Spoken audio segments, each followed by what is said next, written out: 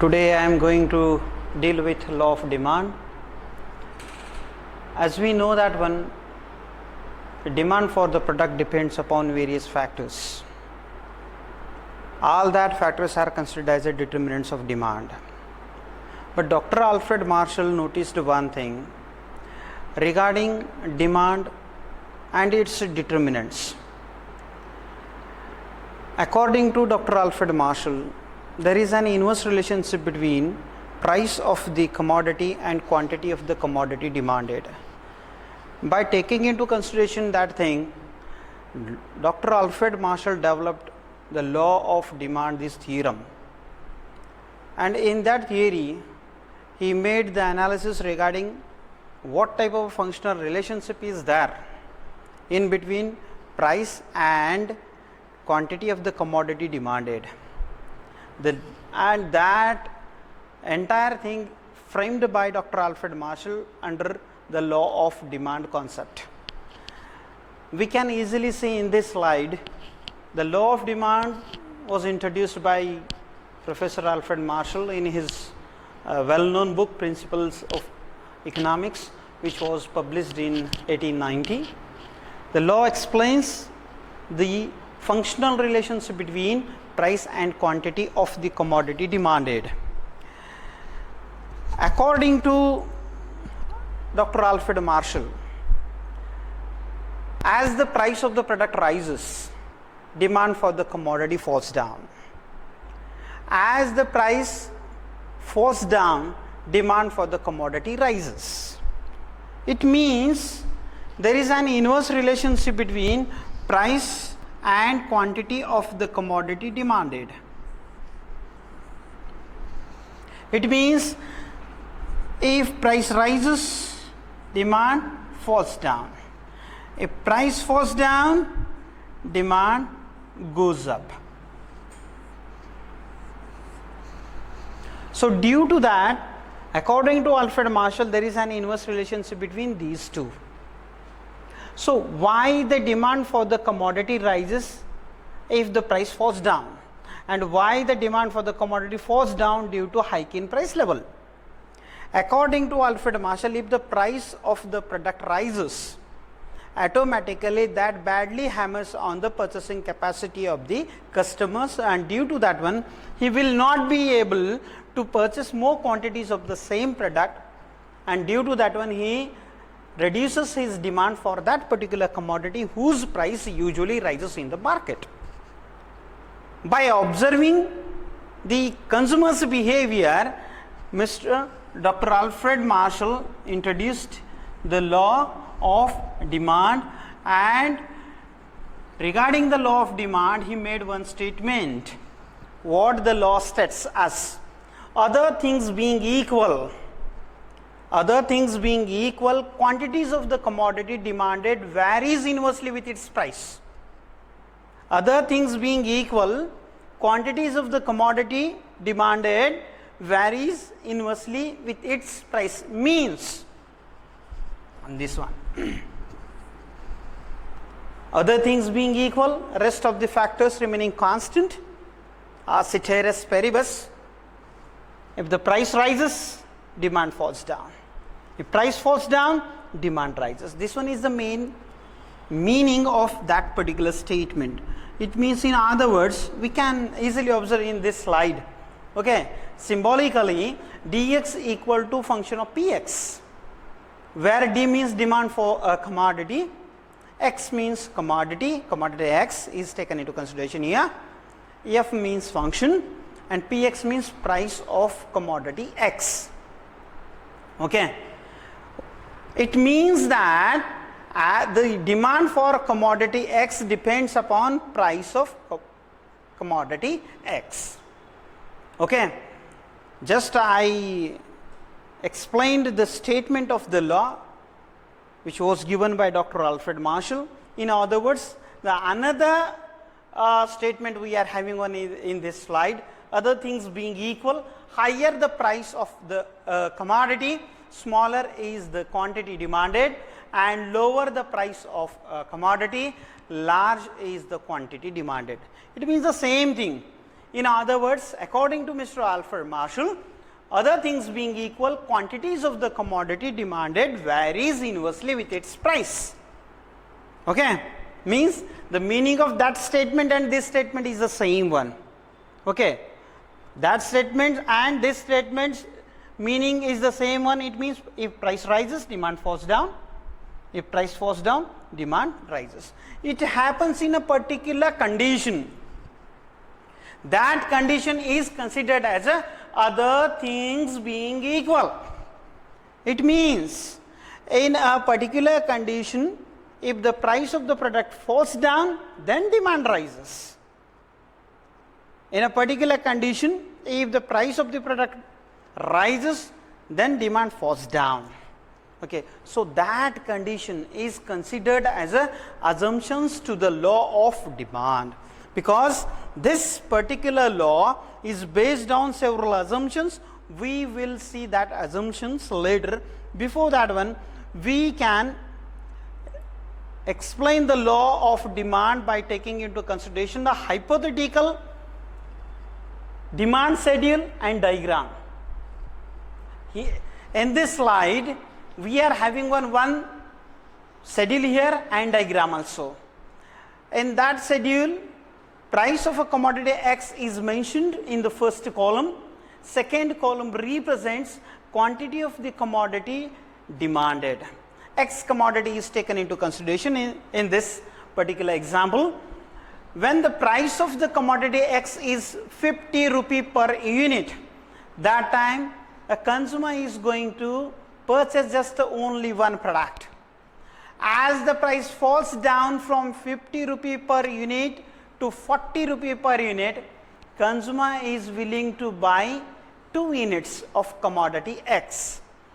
As the price again falls down from 40 rupee per unit to 30 rupee per unit, right now the customer is willing to buy 3 units of the same product.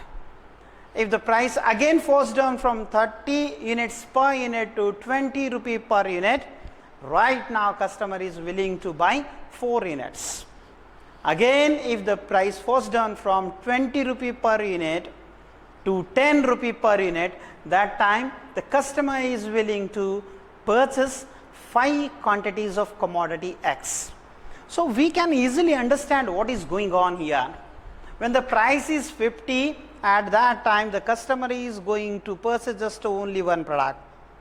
As the price falls down from 50 rupee per unit to 10 rupee per unit, at that time the customer is going to purchase near about 5 units.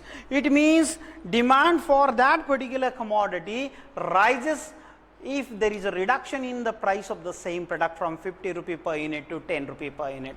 So we can easily make one statement. At a higher price level, less quantities are demanded, and at a lower price level, more quantities are demanded.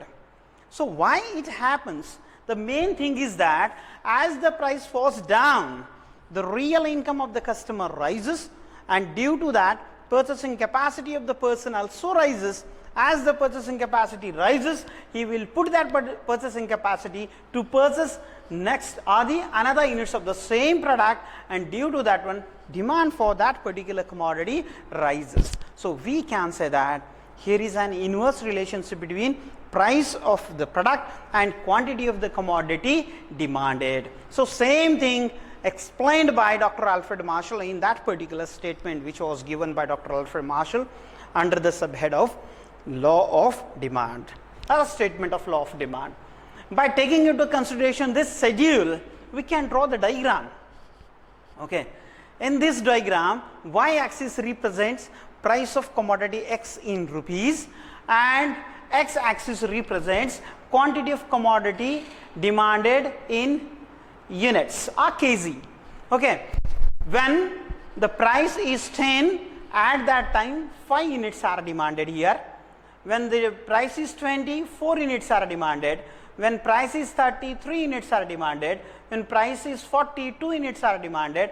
And when price is 50, 1 unit is demanded. Okay. So it means that when the price is 50, just only one product of commodity X is purchased by the customer.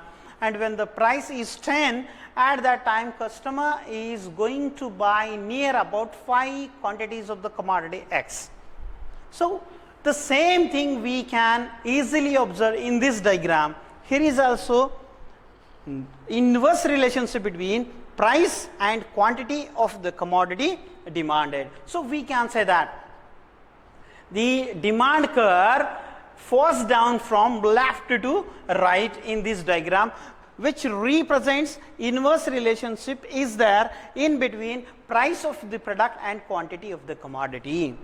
It means upper part of the demand curve represent at a higher price level less quantities are demanded, and lower part represent at a lower price level more quantities are demanded.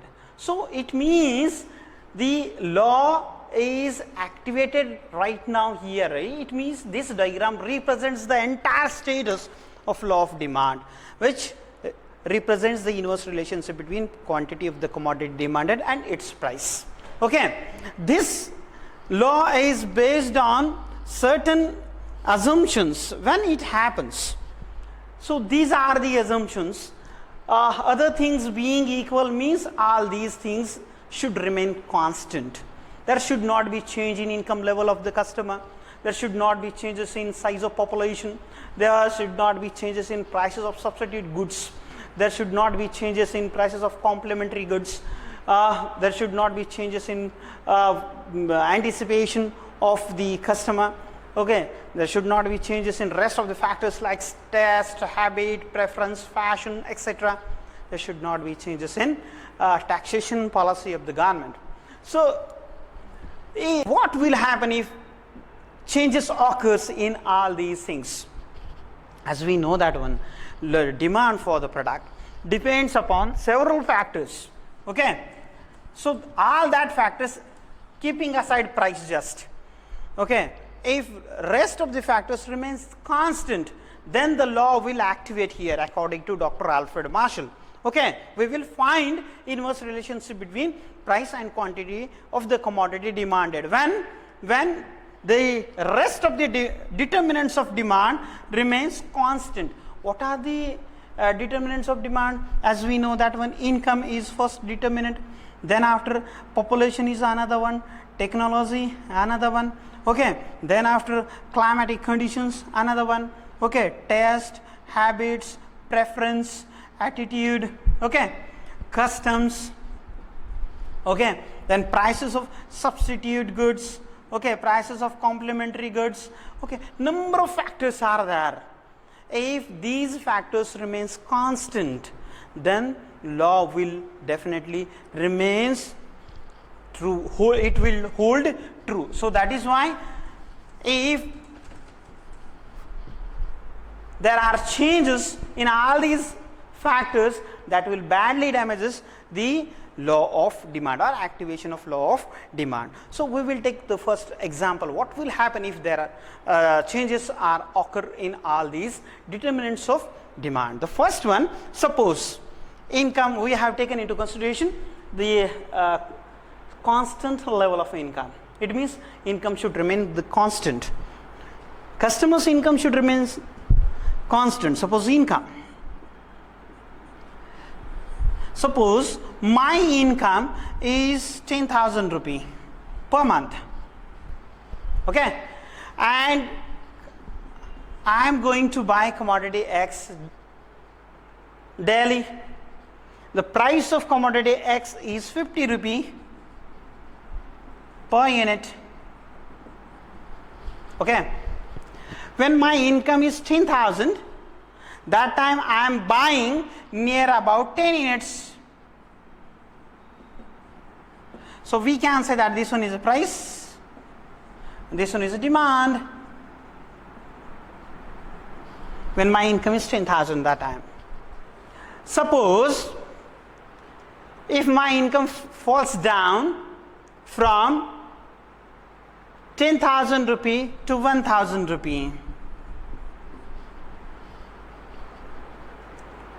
Price is the same one, suppose 50. What will be the demand? Right now, my income is just 1,000. Here is no change in price. Price is still constant of commodity X. Right now I am willing to buy just 2 units of this product.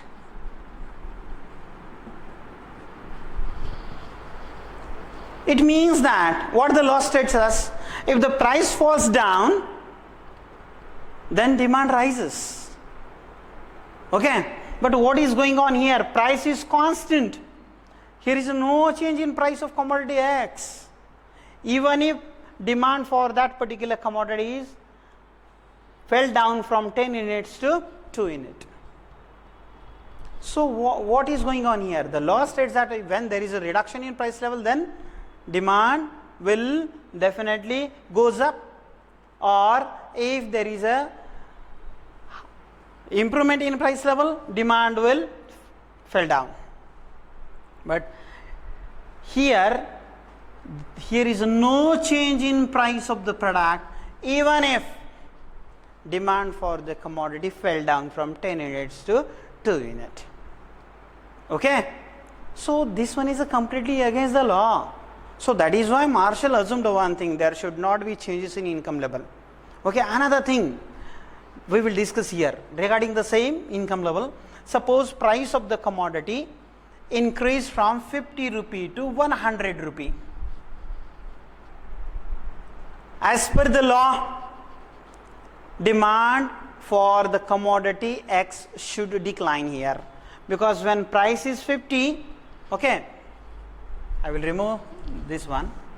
Okay, when the price is 50, I am demanding 10 units. Right now, if the price fell down from 50 units per unit to 100 rupee, increased from 50 unit per unit to 100 rupee per unit. Okay, so according to Dr. Alfred Marshall, as per the advice or the thinking of Dr. Alfred Marshall is concerned, here should be reduction in price level of demand for the commodity, because price of commodity X increased from 50 rupee per unit to 100 rupee. Okay, but suppose here a person is going to purchase 100 units. If the price increased from 50 rupee per unit to 100 rupee per unit, customer is right now, suppose I am the customer, I am buying 100 units here. Why it is happening here? The main thing is that at the same time when the price increased here, at the same time my income increased from 10,000 rupees to near about 10 lakh rupees. Okay, my income increased from 10,000 rupee to 10 lakh. So due to improvement in income level, my purchasing capacity rises, and if my purchasing capacity rises, I will utilize that purchasing capacity to buy this commodity, because suppose I like this commodity too much. This is the main thing here. It means that if these things happens, if income changes, that will definitely badly affect on the activation of law of demand. Law of demand will not hold true if changes occurs in all these determinants. Suppose another determinant we should take into consideration. Okay, size of population. Okay, also considered as a constant. If population of my family is just 4 members are living in my family, suppose, at that time we are buying commodity X near about 10 units. How many units we are buying? 10 units. 4 members are there, 10 units they are buying. Suppose at the price 20 rupee per unit. Okay, if the size of population increases from 4 to near about 10, commodity X is suppose very essential to us, everybody will think to buy more than the previous, because 4 units requires 10 units. So definitely 10 members requires more than 10 units. Automatically demand, suppose they are demanding 25 units, suppose. Why it is happening one? Because if the population rises, the increased population definitely requires much more units of commodity X, because this one is essential product. They never take care regarding the price. Suppose this price is the same one. At the same price level, more quantities are demanded here. Why? Due to improvement in population. Size of population if changes, that badly affects on the law of demand. Law of demand will not hold true in these cases. Another one, if the size of population declines from 10 rupee to 10 members to just 1 member. Right now, even if there is a reduction in price of commodity X, this family will not buy much more units of the same product. Okay, why? Because only 1 member is living in this family. Even if there is a reduction in price of that particular commodity, even if that person never think to buy much more units of commodity X, because only 1 person is living right now in this family, he will demand less at a lower price level. So that is why law states that at a lower price level, quantity of the commodity demanded usually remains higher. So what is going on here? Even if there is a reduction in price of commodity X, this family is not going to buy much more units of the commodity. It happens. Why?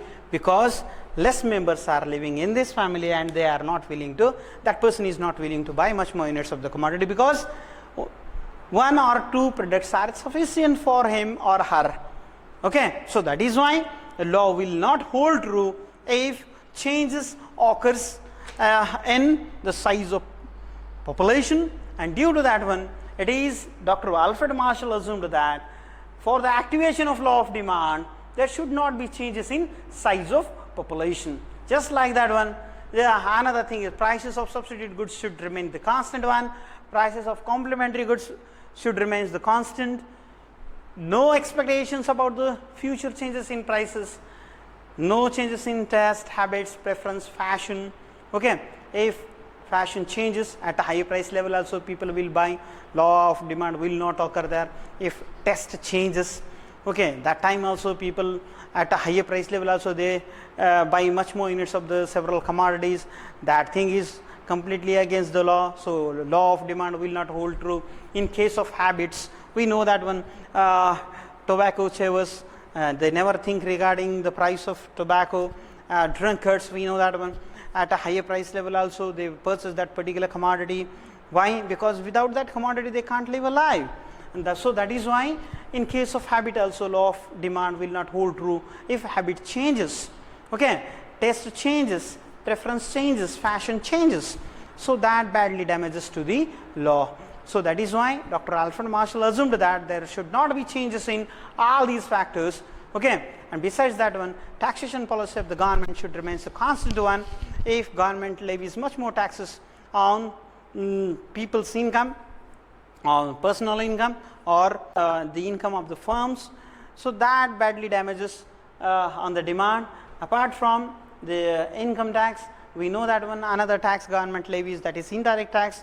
If the government levies much more indirect tax on goods and services, that hikes the price of the products, and due to that one purchasing capacity of the customers falls down, and due to that they will not be able to buy much more quantities of the same product. So that is why taxation policy of the government should remain the constant one, according to Dr. Alfred Marshall. If all these factors remains constant, then the law will hold true.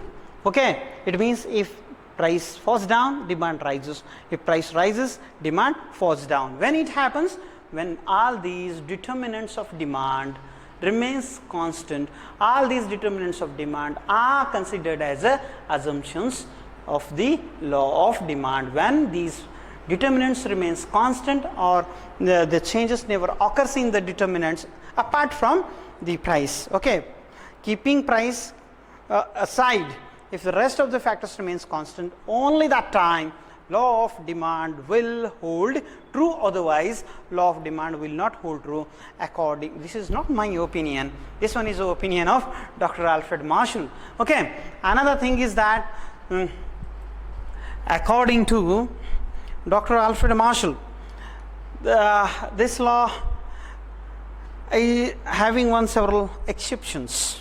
Okay, in case of several things, this law never holds true. The first exception of the law, which is appeared in this slide, that is Giffen paradox. Giffen paradox means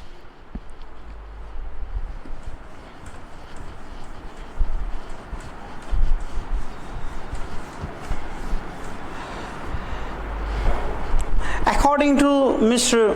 Robert Giffen, the law of demand never remains applicable to the inferior commodities. Robert Giffen observed unusual demand pattern of Britain people in Britain.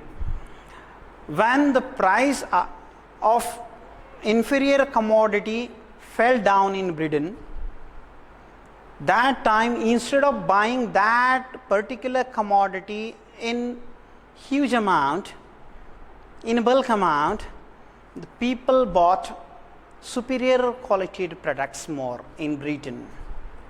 Then Robert Giffen noticed one thing: the behavior of the Britain people is completely against the law of demand. Law of demand states that as the price falls down, demand should increase. But in case of inferior quality product like bread, when the bread's price fell down in Britain, that time instead of buying much more units of bread, people bought superior quality product in Britain. So then Robert Giffen introduced his own opinion regarding the law of demand. Law of demand, according to Mr. Robert Giffen, law of demand having one exception.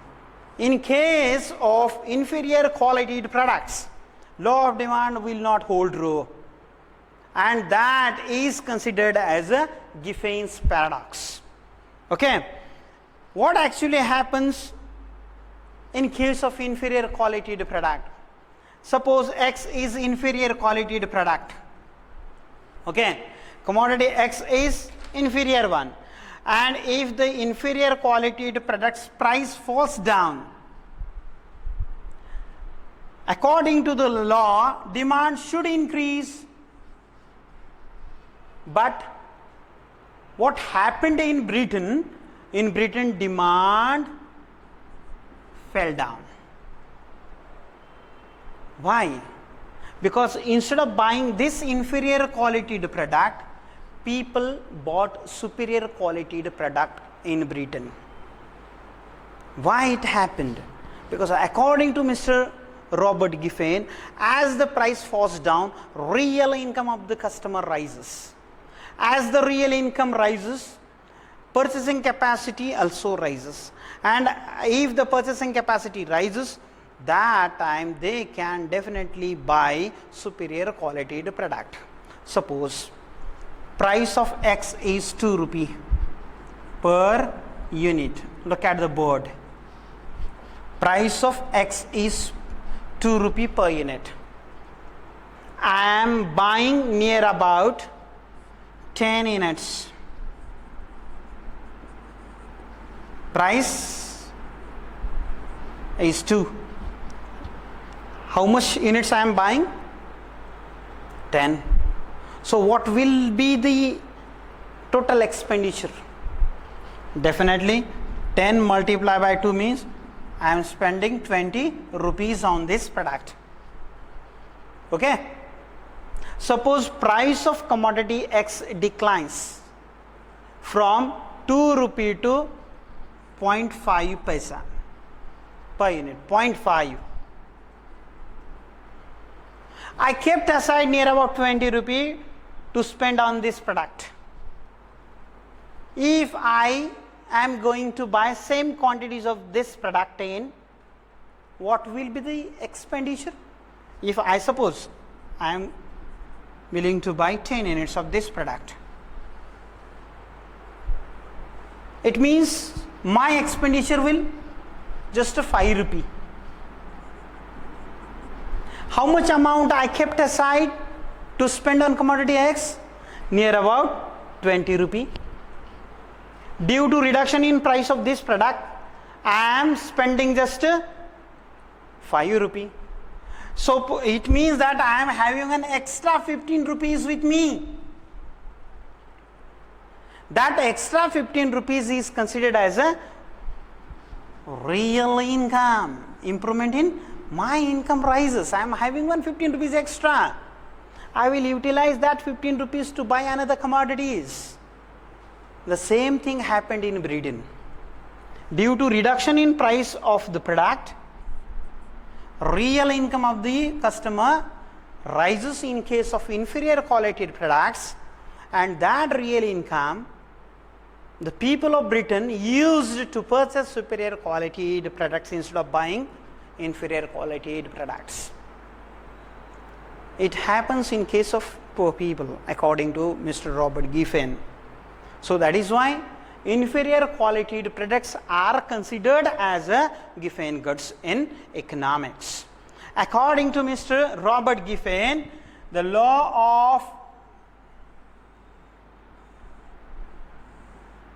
of demand states that the demand curve usually falls down from left to right, according to Marshall. But according to Mr. Robert Giffen, law of demand moves upward from left to right. Okay, as the price falls down, demand also falls down. And due to that one, demand curve moves upwards from left to right in case of inferior quality products. That products are also considered as a Giffen products, Giffen goods.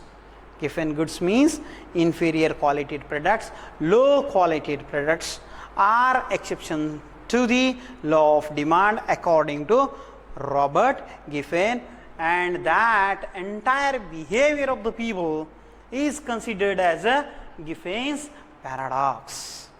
Okay, that unusual demand pattern of the people, poor families, in connection with inferior quality products, with the reduction in price level, they never bought much more quantities of that particular commodity. Instead of that one, they bought superior quality products. That entire behavior is termed as a Giffen paradox according to Mr. Giffen. Okay, another one, prestige goods. You know that one. Which goods are considered as a prestige goods? Superior quality products, which represents the status of the community, status of the person in the community. Okay, AC, sofa, car, bungalow, better quality flat. Okay, all these diamond necklace. Okay, gold chain. Okay, or jewelry, gems and jewelry. All these products are considered as a prestige goods, which represents the prestige of that particular family or the person in front of the society or in the society. In case of prestige commodities, law of demand never hold true. As the price of these products rises, even if number of people are there in the society, they never take care regarding the hike in price level of all these products. At a higher price level, they buy much more units of these products, which is completely against the law. Okay, so that is why according to the several people, in case of prestige goods, law of demand will not hold true. Okay, another one, speculation. Speculation means holding the commodities and keeping that commodities in the godown and selling that particular commodities when there will be hike in the price of that particular commodity, which is held by the businessmen, traders, common people. Okay, the main motto of these guys is to create artificial shortage, and by creating artificial shortage, they want to hike the price of the holded product. And if the price of the holded product rises, automatically then they will release the much more quantities of that particular commodity in the market. Okay, so that is why in case of speculation at a higher price level also demand rises. Okay, because they want to hold that particular commodity in the go down, and if in upcoming days if price of that similar commodity rises, they want to sell it and they want to earn more. Price illusion is the another exception to the law of demand. What is price illusion? There is a belief among the people regarding the prices of different products. It means our psychology usually remains different in case of highly costliest product. If the price of a particular commodity is higher one, so we think that this product or that product is quality one, because the quality of the product usually we decide on the basis of the price charged by that particular industrialist. For example, BMW cars price is more, Lamborghini cars price is more, BMW, Lamborghini, then Mercedes, Benz, okay, all these cars prices are too much as compared to Nano, as compared to Tata Indica, okay. So automatically we consider one thing, hey, BMW, the price of this car is 2 crore rupee, 50 lakh, whatever it may be, 1 crore. So we consider that the price of that product represents the quality of that particular commodity, and due to that one, at a higher price level also, the people think to buy much more units of such products because they consider that the product is quality one. Okay, so that behavior is considered as a price illusion, okay, in economics. The impact of price on the minds of the customers, okay, because they consider that if we are going to pay much more price, it means the product is costliest or the best one, and we should buy this product as compared to the cheaper one. Ignorance, sometimes people never know the price of that particular commodity or what is the actual price, and due to that one, at a higher price level also they buy. Suppose I don't know the price of commodity X, suppose this one is a product X, the price of this water bottle is suppose 20 rupee in the last month.